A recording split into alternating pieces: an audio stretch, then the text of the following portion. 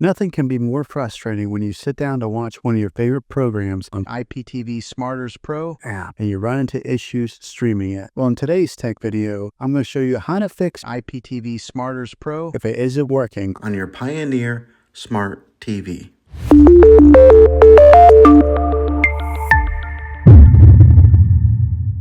Let's see if we can fix your problems and get your IPTV Smarters Pro back up and running as quickly as possible. The first one, it's the easiest one to try, and that's to unplug your TV from the wall outlet and wait 60 seconds. Now, don't be impatient here. Wait the whole 60 seconds, then plug it back in. This is very different from turning your TV on and off with your remote control. This is what we call a hard reset of your TV, so make sure you do this method. If that doesn't work, then find your router that is giving you Wi-Fi and unplug the power to that for 60 seconds. Then plug it back in. If it fixes it, great. If not, let's go ahead and move on to the next method. Try deleting IPTV Smarters Pro on your TV. Go to wherever the apps are located on your system and remove the app altogether. Then reinstall IPTV Smarters Pro again. After you reinstall it, you might have to log back in with all of your credentials, but hopefully this will work. And if that doesn't work, then I recommend buying an affordable Roku stick, Fire Stick, or Apple TV 4K and plug that into your TV and use that as your main streaming player. And you'll be able to access IPTV Smarters Pro that way. I'll put links in the description down below of where you can get one. There you have it, folks.